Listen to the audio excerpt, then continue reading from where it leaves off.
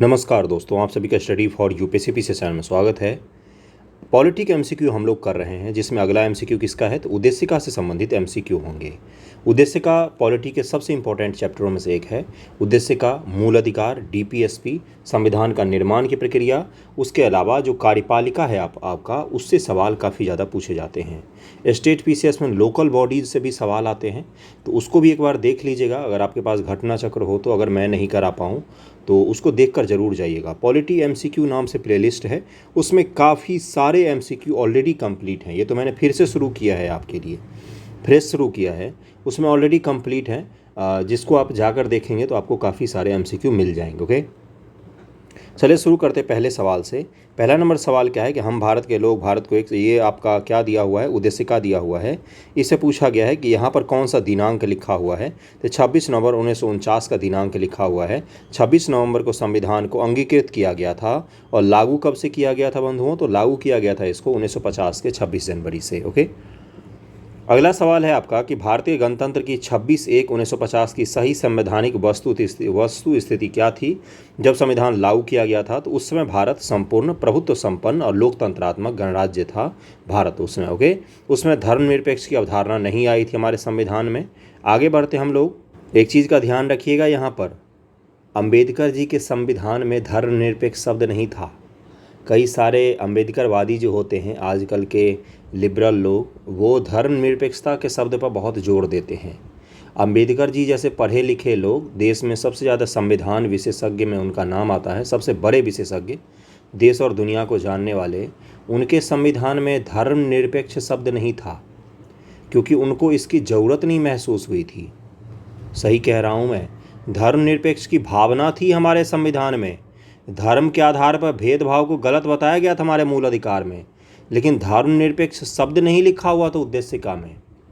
क्यों? क्योंकि उसकी ज़रूरत नहीं थी। धर्मनिरपेक्ष शब्द बाद में जोड़ा गया है। अंबेडकर जी के मूल संविधान में धर्मनिरपेक्ष शब्द नहीं था। चलिए आगे बढ़ते हैं। सोचने वाली चीज़ है, कुछ लोग सोचेंगे तो इस पर समझ जाएंगे कि मैं क्या कहना चाह रहा हूँ। अगले सवाल पर चलते हैं कि 26 जनवरी 1950 को भारत की वास्तविक संवैधानिक स्थिति क्या थी। तीसरे का आंसर क्या हो जाएगा? उसमें भारत संपूर्ण प्रभुत्व संपन्न लोकतंत्रात्मक गणराज्य था। लोग बोलते आईएएस प्री में क्वेश्चन रिपीट नहीं होता है।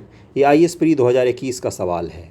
ऊपर कब पूछा गया था तो यूपीपीएससी और यूपी लोअर में 2008 में पूछ लिया गया था, 2008-9 में। चलिए आगे बढ़ते हैं। भारत के संविधान निर्माताओं का मत निम्न से किस में प्रतिबिंबित होता है। निर्माताओं के मत हमें कहाँ पर मिलते हैं, तो ये मिलता है हमें उद्देशिका में। इसका आंसर हो जाएगा ए। अगला सवाल है आपका कि भारत के संविधान की प्रस्तावना में कितने प्रकार के न्याय, स्वतंत्रता, समानता और भ्रातृत्व का उसी क्रम में उल्लेख किया गया है। तो हमारे संविधान में 3 प्रकार के न्याय हैं, 5 प्रकार की स्वतंत्रता है, उसके अलावा 2 प्रकार की समानता है और 1 प्रकार का भ्रातृत्व दिया हुआ है। अगला है आपका भारतीय संविधान की प्रस्तावना के सिलसिले निम्न से कौन सा क्रम सही है। जो आप प्रस्तावना पढ़ते हैं ऊपर से नीचे तक, उसमें से कौन सा शब्दों का क्रम है जो क्रम वाइज में सही दिया हुआ है।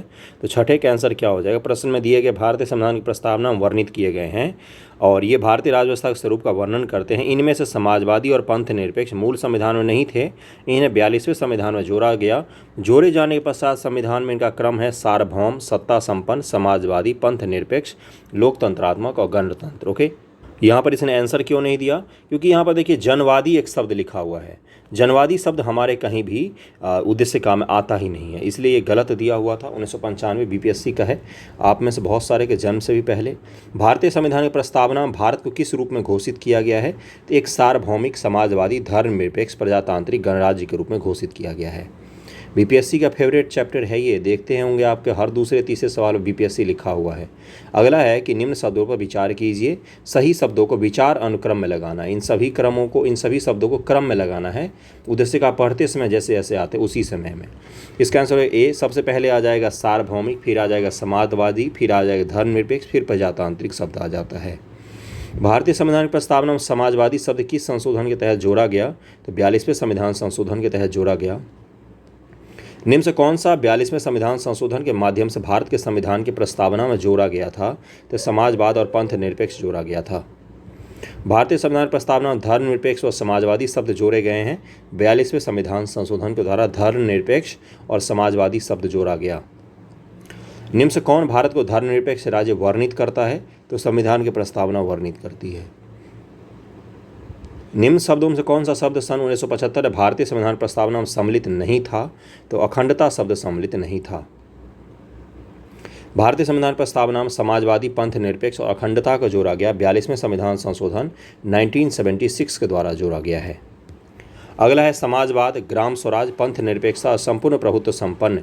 और क्या है कि 42वें संविधान संशोधन द्वारा कौन कौन सी चीज़ें जोड़ी गई हैं? बहुत आसान सवाल है, तो आप कर ले जाएंगे। तो इसमें से क्या हो जाएगा? समाजवाद, पंथ निरपेक्ष और अखंडता इसको जोड़ा गया है। अगले पर चलें। संविधान के उद्देश्य का संबंध निम्न कथनों विचार कीजिए। पंडित नेहरू द्वारा प्रस्तुत ऑब्जेक्टिव प्रस्ताव अंतोगत्ता उद्देश्य का बन गया। इसकी प्रकृति न्याय योग्य नहीं है, इसका संशोधन नहीं होता है, संविधान के विशिष्ट प्रावधानों को यह रद्द नहीं कर सकता है। 15 का आंसर क्या हो जाएगा? यूपीपीएससी प्री 2009 का सवाल है, बेहतरीन सवाल बनाया है। इसमें से कौन सा आपका सही पूछा गया है? तो 1, 2, 4 यहाँ पर सही दिया हुआ है। अगले सवाल पर चलते हैं हम लोग। अगला सवाल क्या है? अगला यहाँ पर दिया हुआ है, ये तो पूरा एक्सप्लेनेशन हो गया। स्थिति को भी ध्यान में रखिएगा। पंडित नेहरू द्वारा 13 दिसंबर 1946 को प्रस्तुत संविधान सभा द्वारा 22 जनवरी 1947 को स्वीकृत ऑब्जेक्टिविटी उद्देश्य प्रस्ताव ही अंतोगत्ता भारतीय संविधान के उद्देश्य का बना था। उद्देश्य प्रस्ताव तो बहुत ही बड़ा था पंडित नेहरू का, लेकिन उसमें से कुछ काट छाट कर क्या किया गया था? तो प्रस्तावना बनाया गया था। संविधान की प्रस्तावना का विधिक स्वरूप क्या है? तो ये कोर्ट में जुडिशियल नहीं है, तो 16 का आंसर क्या हो जाएगा? यह लागू नहीं किया जा सकता है। आप कोर्ट में इसको लेकर नहीं जा सकते हैं कि इसमें कोई शब्द है तो इसलिए इसको लागू कीजिए। भारतीय संविधान को उद्देश्य का में संशोधन किया गया था, तो 42वें संविधान संशोधन के द्वारा एक ही बार अभी तक संशोधन किया गया है, 42वें में। समाजवादी शब्द उससे उद्देश्य का में जोड़ा गया, तो 42वें संविधान संशोधन के द्वारा ए आंसर हो जाएगा इसका। उत्तराखंड पीसीएस में पूछा गया था। भारतीय संविधान प्रस्तावना में समाजवादी शब्द किस संशोधन के द्वारा जोड़ा गया? 42वें द्वारा जोड़ा गया था। 26 नवंबर 1949 को अंगीकृत भारतीय संविधान प्रस्तावना में कौन से शब्द सम्मिलित नहीं थे? तो समाजवादी, पंथ निरपेक्ष और अखंडता नहीं था। इसका आंसर ए हो जाएगा। 1, 2, 3 इसका आंसर हो जाएगा। आसान सवाल है ये सब। तो अब इस सवाल को जरा हल कीजिए। देखिए इसमें क्या दिया हुआ है। भारत के संविधान के आमुख का लक्ष्य उसके सभी नागरिकों के लिए सुनिश्चित करना है। आमुख का भी मतलब प्रस्ताव ही होता है। सामाजिक तथा आर्थिक न्याय, विचार तथा अभिव्यक्ति की स्वतंत्रता, अवसर की समानता, व्यक्ति की प्रतिष्ठा। बताइए इसमें से क्या हो जाएगा इसका आंसर? एक बार आंसर निकालने की कोशिश कीजिए कि भारत के संविधान के उद्देशिका में कौन कौन सी चीज़ें हैं। तो 22 का आंसर क्या हो जाएगा? इसका आंसर हो जाएगा सभी चारों दिया हुआ है। इसका आंसर डी हो जाएगा।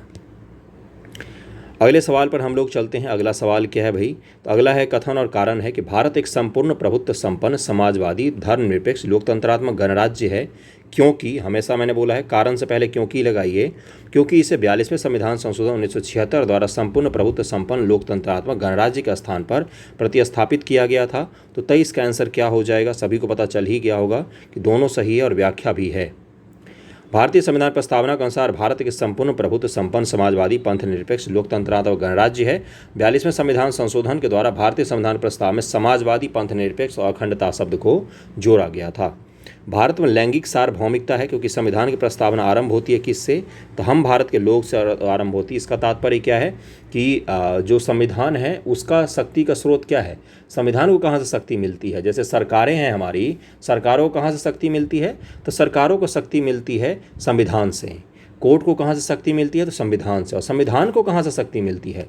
तो हम भारत के लोगों से, हम जनताओं से मिलती है शक्ति। ओके। लौकिक सार्वभौमिकता है, मैंने लैंगिक बोल दिया था, लौकिक सार्वभौमिकता है। आंखें चौंध जाती है जब आप बार बार वीडियो बनाते हो, तो इसलिए शब्द गलत हो जाते कई बार। लौकिक सार्वभौमिकता है, लौकिक सार्वभौमिकता है। लौकिक सार्वभौमिकता का तात्पर्य होता है कि संविधान की जो शक्ति का स्रोत है वो जनता में निहित है। 140 करोड़ देशवासी जो हैं वही संविधान के शक्ति के स्रोत हैं।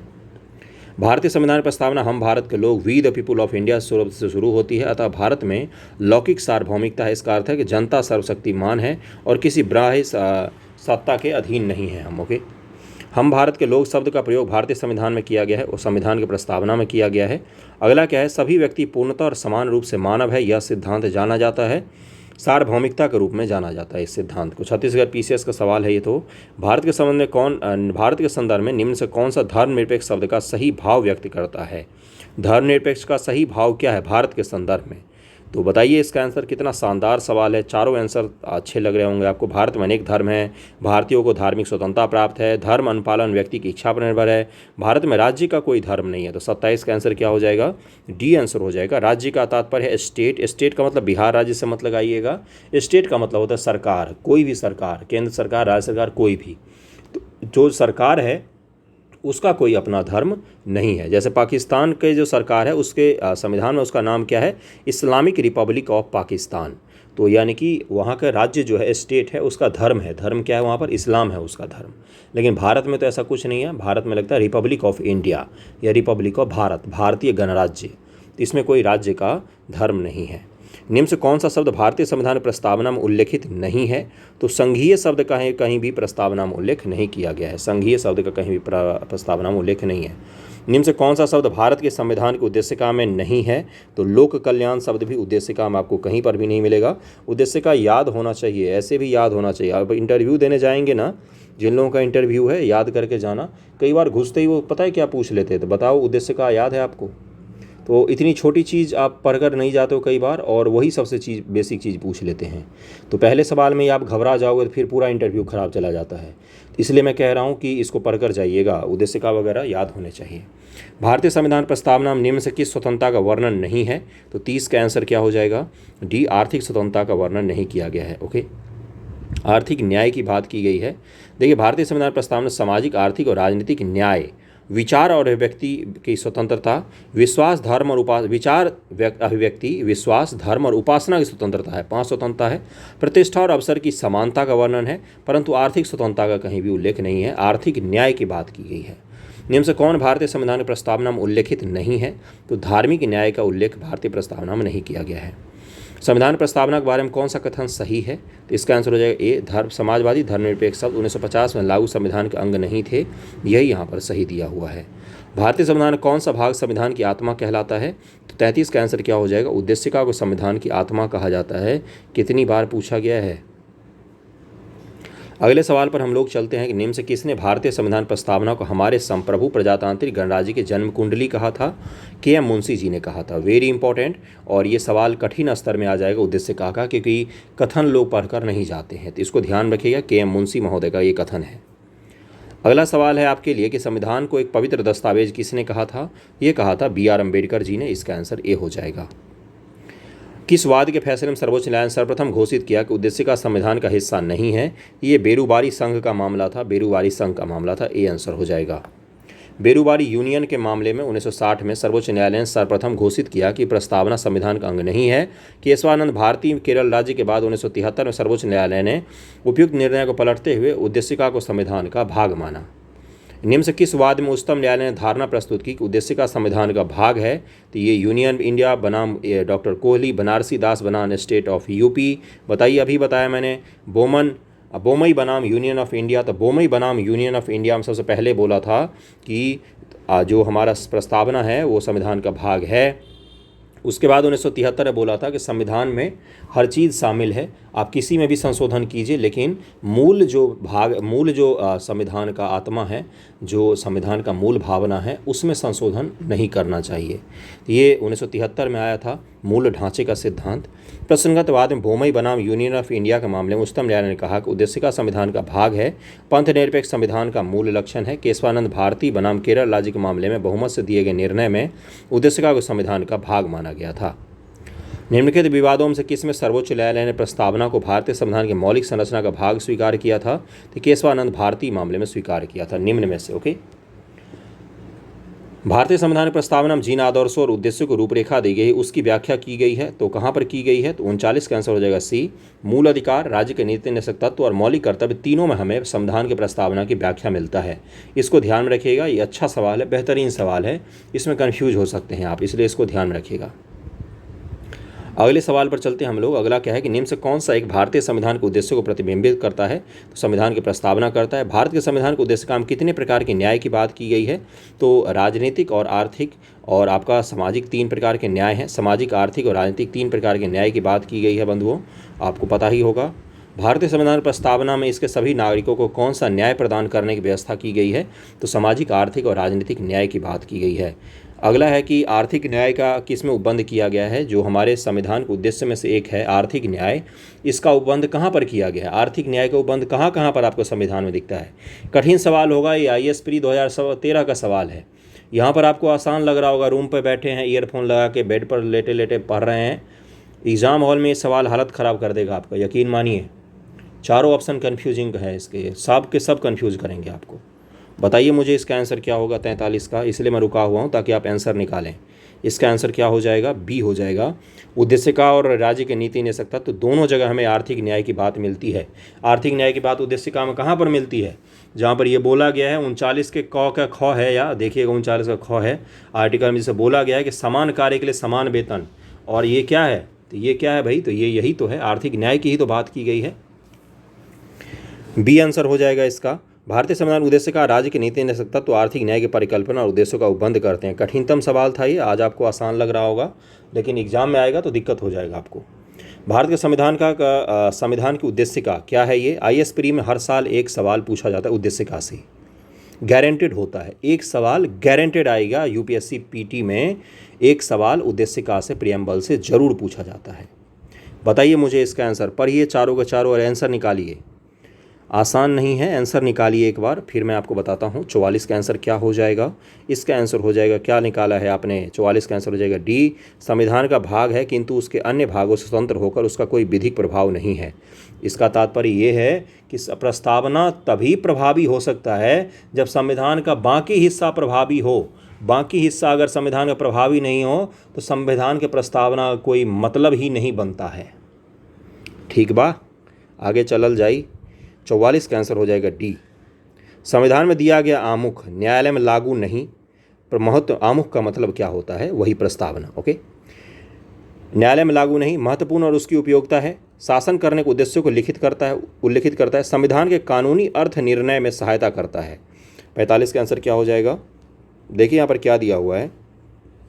प्रश्न में उद्देश्य का संबंधी सभी चारों कथन सत्य हैं। चारों के चारों यहाँ पर सही दिए हुए हैं, लेकिन किसी भी ऑप्शन में ही नहीं है। यूपी लोअर में लोअर ग्रेड का इन्होंने ऑप्शन बनाया था। सवाल बहुत अच्छा है और सवाल इन्होंने कॉपी किया हुआ UPSC के PT से, लेकिन ऑप्शन नहीं कॉपी किया इन्होंने। ऑप्शन भी कॉपी कर लेते क्या हो जाता? सवाल बेहतरीन है। ये चारों के चारों काम कौन करता है? ये उद्देश्य का हमारा चारों काम करता है। ओके, चलिए अगले पर चलते हैं। निम्न से कौन से सही है? सामाजिक समानता संविधान प्रत्याभूत नहीं है। सामाजिक समानता संविधान प्रत्याभूत है ही नहीं। देश में सामाजिक समानता पहले से ही विद्यमान थी। अच्छी बात है भाई, ऐसा है क्या? अगला क्या है भाई? सामाजिक समानता संविधान प्रत्याभूत है, तो इसका आंसर हो जाएगा सी हो जाएगा। यहाँ पर सी ही सही हो जाएगा। अगले पर हम लोग पहुँच गए शासन प्रणाली। अब यहाँ से शुरू हो रहा है आपका शासन प्रणाली। निम्नलिखित में से कौन सा राज्य शब्द को सर्वोत्तम रूप से परिभाषित करता है? राज्य का तात्पर्य क्या है? एक आर्टिकल 12 में भी राज्य का परिभाषा दिया हुआ है, एक आर्टिकल 36 में भी राज्य का परिभाषा दिया हुआ है। आर्टिकल 12 में जो परिभाषा दिया हुआ है वो भाग 3 के लिए लागू होता है। क्या मैं बता रहा हूँ? मैं रामायण पढ़ रहा हूँ क्या? नहीं, मैं आपको पॉलिटी के पढ़ा रहा हूँ। आर्टिकल 12 में जो राज्य का परिभाषा है वो भाग 3 के लिए लागू होता है, और आर्टिकल 36 में जो राज्य की परिभाषा है, दोनों परिभाषा एक ही है, लेकिन वो किसके लिए लागू होता है? तो भाग 4 के लिए, DPSP के लिए लागू होता है। आपसे यहाँ पर यह पूछा गया है कि ये बताओ कि राज्य होता क्या है? व्यक्तियों का एक समुदाय जो बिना किसी बाह्य नियंत्रण के एक निश्चित भूभाग में अस्थायी रूप से निवास करता है और जिसका एक संगठित सरकार है, क्या उसको राज्य कहा जाता है? अगला है, एक निश्चित भूभाग के राजनीतिक रूप से संगठित लोग जो स्वयं पर शासन करने, कानून व्यवस्था को बनाए रखने, उसके नैसर्गिक अधिकारों की रक्षा करने तथा अपनी जीविका के साधनों को सुरक्षित रखने का अधिकार रखते हैं। बताइए आंसर क्या होगा? पक्का UPSC का सवाल होगा ये। IAS प्री 2021 का सवाल है। IAS प्री 2021 में पॉलिटी के सबसे कठिनतम सवाल आए थे। बहुत से व्यक्ति जो एक निश्चित भूभाग में बहुत से लंबे समय से अपनी संस्कृति, परंपरा और शासन व्यवस्था के साथ रहते हैं, क्या उसको स्टेट कहा जाता है? एक निश्चित भूभाग में अस्थायी रूप से रह रहा समाज जिसका एक केंद्रीय पदाधिकारी और केंद्रीय पदाधिकारी के प्रति उत्तरदायी कार्यपालिका और एक स्वतंत्र न्यायपालिका है, क्या उसको स्टेट कहा जाता है? ये सवाल अगर आ गया तो दिन में आपको चंदा मामा दिखेंगे एग्जामिनेशन हॉल में। बताइए मुझे इसका आंसर क्या होगा? इसका आंसर हो जाएगा ए। यहाँ पर सही दिया हुआ, व्यक्तियों का एक समुदाय जो बिना किसी बाह्य नियंत्रण के, सॉवरेनिटी नहीं होगा तो स्टेट ही नहीं होगा। पाकिस्तान एक फेल्योर स्टेट इसलिए है क्योंकि अमेरिका का कोई अदना सा अधिकारी चाहता है और पाकिस्तान में सरकार गिर जाती है और दूसरे सरकार आ जाते हैं। तो सॉवरेंटी नहीं है, इसलिए वो फेल्ड स्टेट है। स्टेट का मतलब होता है सॉवरेंटी होना चाहिए। हम सॉवरेन नहीं थे, संप्रभु नहीं थे, हमारे ऊपर बाह्य नियंत्रण था 1947 से पहले तक। ठीक है, बाह्य नियंत्रण में एक निश्चित भूभाग में, बाह्य नियंत्रण के बिना एक निश्चित भूभाग में अस्थायी रूप से निवास करता है और जिसकी एक संगठित सरकार है, उसी को स्टेट कहा जाता है। चारों के चारों ऑप्शन आपको एक ही जैसे लगे होंगे। ये तिरवा क्या बोलते, तिरवा है, दो क्या बोलते हैं उसको, जुड़वा, तिबरा, तो वही वाला है हाल। सभी के सभी आपको सही लग रहे होंगे, लेकिन पहला सही था, इसका सबसे सटीक चुनना था। चलिए आगे बढ़ते, देखिए यहाँ पर दिया हुआ है सॉवरेन, ठीक ना। आगे बढ़ते, निम्न से कौन सा राज्य का सबसे महत्वपूर्ण तत्व है? तो संप्रभुता। सबसे महत्वपूर्ण क्या होता है? संप्रभुता। पंडित नेहरू ने बोला था कि अगर हमारी विदेश नीति गुलाम हो गई तो फिर बाकी तो सब कुछ इंटरनल पॉलिसी होती, वो तो दुनिया में हर सरकार के पास होता है कि घर में कौन सा आर्थिक नीति लागू करेंगे, क्या करेंगे। सॉवरेंटी होता है यानी कि अपने फैसले खुद से लेना जिस दिन हमने छोड़ दिया, दबाव में आकर फैसले लेने लग गए, तो उस दिन देश का सॉवरेंटी समाप्त हो जाता है। ओके, इसका आंसर हो जाएगा सी, संप्रभुता से ही राज्य का निर्माण होता है। भारत की संप्रभुता के संबंध निम्न से कौन सा कथन सही है? भारत राष्ट्रमंडल का सदस्य है, राष्ट्रमंडल के सदस्यता कारण भारत की संप्रभुता कम हो जाती नहीं। तीसरे का आंसर क्या हो जाए? केवल 1 सही है, दूसरा यहाँ पर गलत दिया हो। कितना बकवास सवाल था यूपीपीएससी मेंस 2017 का। अगला सवाल कौन सा है कि भारत के संविधान में किस प्रकार की शासन प्रणाली की व्यवस्था की गई है? तो संसदात्मक शासन प्रणाली की व्यवस्था की गई है हमारे संविधान में। संसदात्मक और संसदीय शासन प्रणाली हमने ग्रेट ब्रिटेन से लिया है, ग्रेट हटा दीजिए, ब्रिटेन से लिया है हमने। ओके, संसदात्मक शासन प्रणाली क्या होता है? तो बताइए मुझे इसका आंसर। यूपीपीएससी मेंस 2010 का सवाल है, बहुत खूबसूरत सवाल है। इसका आंसर निकालिए एक बार आप लोग भी। 5 का आंसर क्या हो जाएगा? इसका आंसर हो जाए डी, विधायिका का कार्यपालिका पर नियंत्रण होना, यही होता है संसदात्मक शासन। ओके, अगले सवाल पर चलें। संसदीय व्यवस्था वाली सरकार वह होती है जिसमें क्या होता है? छठे का आंसर क्या हो जाएगा? सरकार संसद के प्रति उत्तरदायी होती है और उसके द्वारा हटाई जा सकती है। अगर मान लीजिए अविश्वास प्रस्ताव लाया गया और गिर गया, वो प्रस्ताव अगर पास हो गया तो पूरी की पूरी सरकार गिर जाएगी। यानी कि संसद में सरकार को हटाने की भी शक्ति होती है। संसद में कौन बैठते हैं? तो हमारे द्वारा चुने हुए लोग बैठते हैं, जिनको हम वोट करते हैं। वोट का मतलब क्या होता है? वोट देने का मतलब क्या होता है? वोट देने का मतलब होता है आपने उस व्यक्ति को, जो व्यक्ति को आपने वोट देकर आए हैं, उस व्यक्ति को आपने अगले 5 साल के लिए आपके ऊपर शासन करने का अधिकार दे दिया है। वो व्यक्ति जो कल तक गली में घूम रहा था, आज वो सचिव के लेवल की हायरार्की में जाकर बैठ जाता है। एक संसद का हायरार्की एक सचिव के लेवल का होता है, जो आईएएस की नौकरी करके 30 साल बाद आप पहुंचेंगे ना उस पद पर आपने उसको वोट देकर आज पहुंचा दिया है। वोट की इतनी पावर होती है। तो कभी समझिएगा, जिसको आप वोट दे रहे हो उसको दरअसल में आप क्या दे रहे हैं कि तुम मुझ पे शासन करो, इसका अधिकार दे रहे हैं। सर्वप्रथम संसदात्मक सरकार किस देश में आरंभ की गई थी? तो ये ग्रेट ब्रिटेन में लागू हुआ था, यूनाइटेड किंगडम में। ये आंसर हो जाएगा। भारतीय संसदीय प्रणाली ब्रिटिश संसदीय प्रणाली से इस बात में भिन्न है। कैसे भिन्न है? तो वहाँ की संसद कुछ भी कर सकती है, वहाँ के संसद सर्वोच्च है, हमारे यहाँ संविधान सर्वोच्च है। 8 का आंसर क्या हो जाएगा? देखिए, न्यायिक पुनरावलोकन की प्रणाली अपने यहाँ है और वहाँ पर नहीं है। वहाँ पर संसद ने कोई एक्ट पारित कर दिया तो पारित कर दिया, फिर वो बदल ही नहीं सकता है। जबकि अपने यहाँ क्या है कि संसद ने कोई एक्ट पारित किया तो सुप्रीम कोर्ट उसका जुडिशियल रिव्यू कर सकती है। अगला है कि हमारे ब्रिटिश मॉडल पर आधारित संसदीय लोकतंत्र को अपनाया है, किंतु हमारा मॉडल उस मॉडल से किस प्रकार से भिन्न है? जहाँ तक विधि निर्माण का संबंध है, ब्रिटिश संसद सर्वोपरि अथवा संप्रभु है, किंतु भारत में संसद की विधि निर्माण शक्ति परिसीमित है। अगला स्टेटमेंट क्या है भाई इसमें? भारत में संसद की किसी अधिनियम के संशोधन की संवैधानिकता से संबंधित मामले उच्चतम न्यायालय के द्वारा संवैधानिक पीठ को भेजे जाते, तो सही है ये। तो इसका आंसर हो जाएगा, दोनों के दोनों सही दिए हुए हैं। आईएएस प्री 2021 का सवाल है ये। आईएएस का भी फेवरेट टॉपिक होता है ये। निम्नलिखित में कौन सी भारतीय संविधान की विशेषता नहीं है? तो देखिए, भारतीय संविधान की अध्यक्षात्मक सरकार की विशेषता नहीं है। अध्यक्षात्मक सरकार जहाँ भी होगा वहाँ पर देश का प्रमुख प्रेसिडेंट होता है। जैसे अमेरिकी फ्रांस के राष्ट्रपति आपने सुना होगा, ब्राज़ील के राष्ट्रपति आपने सुना होगा, तो वहाँ पर कौन सा प्रणाली हो गया? अध्यक्षात्मक प्रणाली हो गया। अब जैसे आपने क्या सुना होगा, पाकिस्तान के प्रधानमंत्री, भारत के प्रधानमंत्री, नेपाल के प्रधानमंत्री, तो यहाँ पर कौन सा शासन हो गया? तो संसदीय शासन हो गया। बांग्लादेश के प्रधानमंत्री, तो इसका तात्पर्य क्या होता है कि प्रधानमंत्री उस देश के सर्वे सर्वा हैं, न कि राष्ट्रपति। और अमेरिका में कौन होते हैं? तो अमेरिका के प्रेसिडेंट सर्वे सर्वा होते हैं। अध्यक्षात्मक प्रणाली वहाँ पर होता है। फ्रांस का थोड़ा सा अलग सिस्टम है, उस पर किसी और दिन बात करेंगे। बाकी अमेरिका आप इसका सबसे अच्छा एग्जाम्पल ले सकते हैं अध्यक्षात्मक का। ओके, अपने यहाँ संसदात्मक लागू है। आगे बढ़ें, मज़ा आ रहा होगा पढ़ने में। भारतीय राजनीतिक पद्धति के बारे में निम्न से कौन सा सही नहीं है? तो राष्ट्रपतीय पद्धति की सरकार ये नहीं अपने यहाँ है, अपने यहाँ संसदीय पद्धति की सरकार है। 11 का आंसर डी हो जाएगा। भारत में संसदीय प्रणाली की सरकार है क्योंकि मंत्रिपरिषद लोकसभा के प्रति उत्तरदायी होती है सामूहिक रूप से। एक शब्द और जोड़ना था इसमें, मंत्रिपरिषद सामूहिक रूप से लोकसभा के प्रति उत्तरदायी होती है। अगर लोकसभा में किसी एक मंत्री के खिलाफ अविश्वास प्रस्ताव लेकर पारित कर दिया गया तो पूरी सरकार गिर जाएगी, लेकिन व्यक्तिगत रूप से राष्ट्रपति महोदय के प्रति उत्तरदायी होती है। बाकी तो आप लोग ज्ञानी हैं, समझ ही गए होंगे। संसदीय स्वरूप के शासन का प्रमुख लाभ यह है कि 13 का आंसर क्या हो जाएगा? कार्यपालिका विधानमंडल के प्रति उत्तरदायी बनी रहती है। अगले सवाल पर चलते। भारत के संदर्भ में संसदीय शासन प्रणाली में निम्नलिखित में से कौन सा सिद्धांत संस्थागत रूप में निहित है?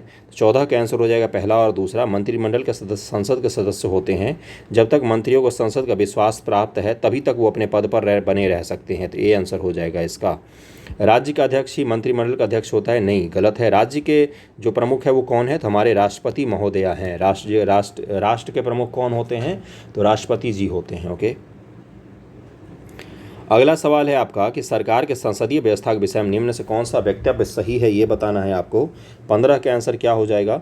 इसका आंसर हो जाएगा ई, उपयुक्त में से कोई नहीं, एक से अधिक सही है। विधायिका न्यायपालिका के प्रति जवाबदेह होती है, विधायिका कार्यपालिका के प्रति जवाबदेह होती है, तो संसदीय व्यवस्था में ये होता है, बी आंसर हो जाएगा।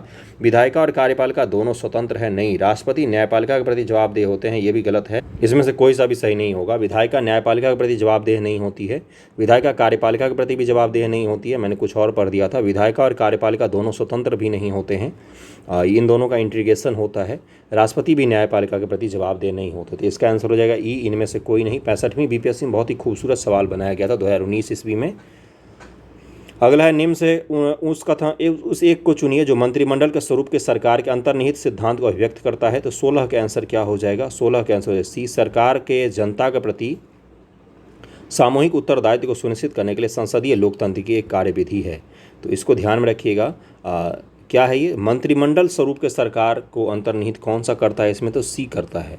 ओके, अगला है आपका राष्ट्रपति पद्धति में समस्त कार्यपालिका शक्तियाँ किस में होती हैं? तो राष्ट्रपति महोदय में ही होती है, ए आंसर हो जाएगा। भारत में राजनीतिक व्यवस्था के मूलभूत लक्षण कौन कौन से हैं? तो यह एक लोकतांत्रिक गणतंत्र है और इसमें संसदात्मक स्वरूप की सरकार है। सर्वोच्च सत्ता भारत की जनता में निहित है, 1, 2, 3 इसका आंसर हो जाएगा। भारत के निम्न कथनों विचार कीजिए। भारत एक लोकतांत्रिक राज्य व्यवस्था है, सेम कॉपी पेस्ट है, लेकिन इसमें भारत एक कल्याणकारी राज्य है, ये भी जोड़ दिया गया है, तो इसका आंसर डी हो जाएगा। सभी के सभी यहाँ पर सही दिए हुए हैं। आसान सवाल है, ये सब तो आप कर ही ले जाएंगे एग्जाम में, इसमें कोई दिक्कत नहीं आएगा आपको। अगला सवाल क्या है कि निम्न से कौन सी विशेषता भारतीय राजतंत्र की नहीं है? भारतीय राजतंत्र कहाँ से आ गया भाई? सत्तावादी सरकार, क्या दिया हुआ, क्या बकवास सवाल ही बनाया इन्होंने। इसका आंसर हो जाएगा डी। वैसे सवाल ही गलत है, राजतंत्र वगैरह नहीं है भारत में, भारतीय संसदात्मक है, भारतीय गणराज्य बोल सकते हैं। केंद्र सरकार राज्य सरकारों को प्राधिकार प्राप्त होता है कहाँ से? तो भारत के संविधान से प्राप्त होता है, ए आंसर हो जाएगा। संवैधानिक सरकार का क्या आशय है? बेहतरीन सवाल, IAS प्री 2021। संवैधानिक सरकार का आशय है कि संविधान हमेशा सीमित शासन की स्थापना करता है, जहाँ पर रूल रेगुलेशन कम हो, सरकारों के अधिकार सीमित हों, जनता के अधिकार भी हों, कुछ जनता को शांति जीने का अधिकार हो, तो इसका आंसर क्या हो जाएगा? कोई सरकार जो संविधान की सीमाओं से परिबद्ध हो, ऐसी सरकार जिसको संविधान बांध के रखती हो, तुम क्या कर सकते हो क्या नहीं कर सकते। संविधान जनता को नहीं बांधती है, संविधान सरकार को बांधती है कि तुम क्या कर सकते हो और क्या नहीं कर सकते हो। इस अर्थ को समझिएगा थोड़ा सा, अर्थ को अनर्थ पर नहीं ले जाना है। जनता की भी स्वतंत्रता सीमित होती है, लेकिन संविधान का मुख्य कार्य क्या होता है? सरकार की शक्तियों को सीमित करना। इसीलिए लिखित संविधान बनाया गया कि जो लिख के दिया गया है वही शक्तियाँ हैं आपके पास। समझ में आ गई बात? इसका आंसर डी हो जाएगा। अगला है कि भारत एक लोकतांत्रिक देश है, इसमें कोई शक है कि भारत का अपना एक संविधान है। बताइए इसका आंसर क्या हो जाएगा। इसका आंसर है बी, दोनों सही हैं लेकिन व्याख्या नहीं करता है। कुछ ऐसे लोकतांत्रिक देश भी हैं जिनका संविधान जो है वो लिखित नहीं है, जैसे ब्रिटेन ही है, ब्रिटेन का संविधान लिखित नहीं है। निम्न से कौन सुशासन की विशेषता नहीं है, तो लाल फीताशाही सुशासन की विशेषता तो नहीं है, इसका आंसर डी हो जाएगा।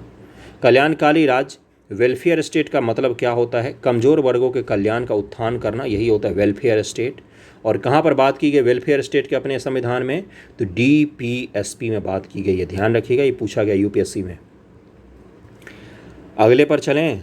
अगला क्या है भाई, राज्य हर जगह है, यह अंतराल शायद ही कोई छोड़ता है, यह वक्तव्य किस धारणा की व्याख्या करता है, तो ये कल्याणकारी राज्य की व्याख्या करता है। ये निम्न से कौन एक भारतीय संविधान का दर्शन नहीं है, तो ये है कि साम्यवादी राज्य। साम्यवादी तो आपका कौन हो गया, तो वर्तमान में चीन को बोल सकते हैं, लेकिन चीन भी फेक साम्यवादी है, बोलते हैं साम्यवादी हैं लेकिन है नहीं वो।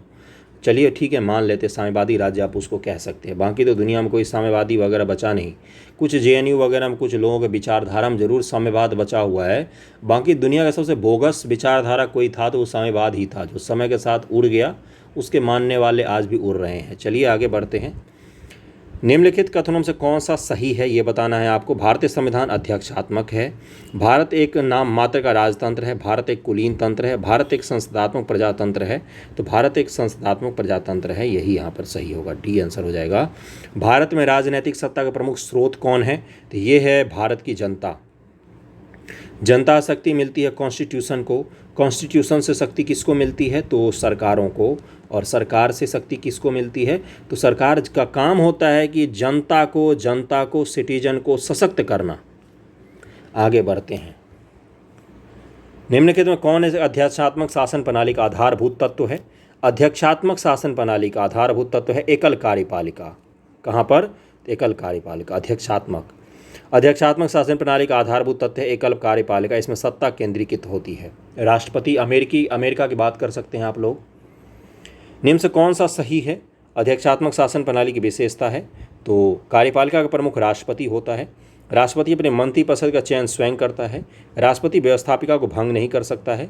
ऊपर वर्णित सभी के सभी सही हैं। जैसे अमेरिका के राष्ट्रपति आप बन गए, आपका मन किया कि अपनी मम्मी को, माताश्री को आप गृह विभाग दे दें, आप दे सकते हैं, कोई नहीं रोकेगा आपको, भले ही वो वहाँ की कांग्रेस के सदस्य हों या नहीं हो।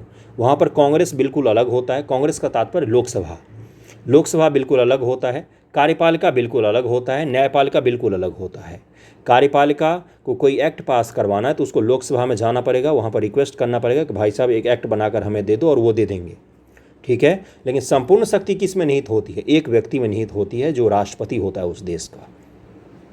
वो अपना मंत्री खुद चुन सकता है, किसी को भी बना सकता है, दोस्त मित्र किसी को भी बना सकता है, कोई ज़रूरी नहीं होता कि वो आदमी कांग्रेस का सदस्य होगा ही, लोकसभा का सदस्य वहाँ पर होगा ही तभी उसको मंत्री बनाया जाएगा। जबकि अपने यहाँ क्या है कि किसी को भी मंत्री बनने के लिए लोकसभा का सदस्य या राज्यसभा का सदस्य होना अनिवार्य है। बनने के 6 महीने के भीतर वो सदस्यता ले लेकिन अनिवार्य होता है। ओके, समझा दिया है मैंने आपको, समझ में आ गया होगा। प्रेसिडेंशियल शासन का उदय सर्वप्रथम किस देश में हुआ था, तो ये अमेरिका में ही हुआ था, डी आंसर हो जाएगा। वहाँ पर बहुत ही कॉम्प्लेक्स चुनाव होता है, आप समझ नहीं पाएंगे वहाँ के चुनाव प्रणाली को आसानी से। भारतीय प्रजातंत्र इस तथ्य पर आधारित है कि जनता को सरकार को चुनने और बदलने का अधिकार प्राप्त है, इसी पर प्रजातंत्र आधारित है। इसका आंसर क्या हो जाएगा, सी आंसर हो जाएगा। लोकतंत्र का उत्कृष्ट गुण यह है कि यह क्रियाशील बनाता है कि इसको IAS प्री 2017 का सवाल है, बहुत खूबसूरत सवाल है। साधारण पुरुष और महिलाओं की बुद्धि और चरित्र को क्रियाशील बनाता है। ये क्रियाशील का तात्पर्य क्या है यहाँ पर, क्या एथिक्स सिखाता है, जागरूक बनाता है आपको। लोकतंत्र का सबसे सर्वोत्तम गुण यही होता है, क्या बनाता है आपको, जागरूक। अगले पर चलें। अगला है आपका, भारत एक गणतंत्र है, इसका क्या तात्पर्य है, तो भारत में वंशानुगत शासन व्यवस्था नहीं है। देखिए गणतंत्र का मतलब क्या होता है कि हमारे राष्ट्रपति जी जो हैं ये कोई परिवार से बिलोंग नहीं करते हैं, राष्ट्रपति जी बदलते रहते हैं, कोई वंशानुगत नहीं। लेकिन ब्रिटेन में वहाँ के जो राष्ट्र के प्रमुख हैं, देखिए वहाँ पर लोकतंत्र है, सब कुछ है, लेकिन वहाँ के जो राज परिवार है वो राष्ट्र का प्रमुख आज भी होता है ना, और उसी परिवार के लोग हो सकते हैं। राजा रानी वहाँ पर आज भी होते हैं। अगले सवाल पर चलते। भारत एक गणतंत्र है जिसमें अंतर्निहित है क्या, तो राज्य का अध्यक्ष निर्वाचित होता है, अपने यहाँ के राष्ट्रपति निर्वाचित होते हैं, और प्रत्यक्ष रूप से विधानसभा और लोकसभा राज्यसभा मिलकर उनको चुनती है। निम्न से किन से विनिर्धारित होता है कि भारत का संविधान परिसंघीय है? तो राज्य और केंद्र के बीच शक्तियों का विभाजन से पता चलता है कि भारत का संविधान जो है वो फेडरल है, परिसंघीय है। ISPD 1994 का सवाल था। भारतीय संविधान कैसा है? तो इसका आंसर अंशतः कठोर और अंशतः लचीला। कठोरता के साथ लचीलापन भी है। कुछ संशोधन ऐसे हैं जो करना बहुत मुश्किल है, तो यानी कठोर है, और कुछ संशोधन बहुत ही आसानी से किए जा सकते हैं, यानी कि लचीला भी है। तो इसको ध्यान में रखिएगा। भारत की संसदीय शासन प्रणाली और ब्रिटेन की संसदीय शासन प्रणाली में अंतर का बिंदु निम्न से कौन सा है? तो न्यायिक समीक्षा का अंतर है। अपने यहाँ न्यायिक समीक्षा हो सकता है, जबकि ब्रिटेन में न्यायिक समीक्षा नहीं हो सकता है। और आज का आखिरी सवाल है, निम्न कथनों विचार कीजिए। भारत के संविधान में एक संघीय प्रणाली का प्रावधान है, कारण है कि उसने एक बहुत शक्तिशाली केंद्र की रचना की है। तो इसका आंसर हो जाएगा बी। दोनों सही हैं, लेकिन आपका कथन का कोई स्पष्टीकरण नहीं है। कैसा लग रहा है पॉलिटी पढ़ने में, बताइएगा ज़रूर। मैंने समझाने की भी कुछ कोशिश की है। अब बहुत सारे सवाल करीब में करवाए मैंने, 100 सवाल के आसपास में इसमें करवा दिए हैं। थैंक यू सो मच आप सभी का देखने के लिए।